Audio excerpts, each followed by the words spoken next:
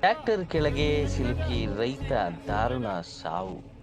ಚೇಳೂರಿನ ಪ್ಯಾಯಾಲವಾರಪಲ್ಲಿ ಗ್ರಾಮದ 48 ವರ್ಷ ವಯಸ್ಸಿನ ಶಂಕರ್ ರೆಡ್ಡಿ ಎಂಬುವ ನತ ದುಷ್ಟ ವ್ಯಕ್ತಿ ಸಾವಿಗೀಡಾಗಿದ್ದಾನೆ. ಬೆಳಗ್ಗೆ ಕೆಸರುಗದ್ದೆ ಸಾಗು ಮಾಡಲು ಟ್ರ್ಯಾಕ್ಟರ್ ಚಾಲನೆ ಮಾಡುವಾಗ ಈ ಒಂದು ದುರ್ಘಟನೆ ನಡೆದಿದೆ.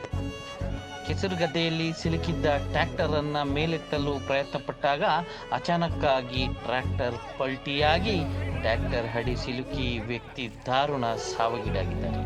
ಬಳಿಕ ಟ್ರ್ಯಾಕ್ಟರ್ ಹಾಗೂ ಮೃತದೇಹವನ್ನ ಜೆಸಿಬಿ ಮೂಲಕ ತೆಗೆದಿರುವ ಘಟನೆ ನಡೆದಿದೆ. ಇನ್ನು ಘಟನೆ ತಿಳಿದ ಬಳಿಕ ಕುಟುಂಬಸ್ಥರ ಆಕ್ರಂದನ ಮುಗಿಲು ಮುಟ್ಟಿದೆ. ಸ್ಥಳಕ್ಕೆ ಚೇಳೂರು ಪೊಲೀಸರು ಭೇಟಿ ನೀಡಿ ಪರಿಶೀಲಿಸಿದರು. ದೇಹವನ್ನ ಬಾಗೇಪಲ್ಲಿ ಸಾರ್ವಜನಿಕ ಆಸ್ಪತ್ರೆಗೆ ಸಾಗಿಸಲಾಯಿತು. ರೈತರು ದಯವಿಟ್ಟು ನಮ್ಮ ವಾಹಿನಿಯ ಮುಖಾಂತರ ತಿಳಿಸುವುದೇನೆಂದರೆ, ಟ್ರ್ಯಾಕ್ಟರ್ ಚಾಲನೆ ಮಾಡುವಾಗ ಜಾಗರೂಕರಾಗಿ ಬಹಳ ಎಚ್ಚರದಿಂದಿರಿ. ನಿಮಗೆ ತಿಳಿದವರಿಗೆ ಮಾತ್ರ ಟ್ರ್ಯಾಕ್ಟರ್ ಚಾಲನೆ ಮಾಡಲು ಟ್ರ್ಯಾಕ್ಟರನ್ನು ಕೊಡಿ.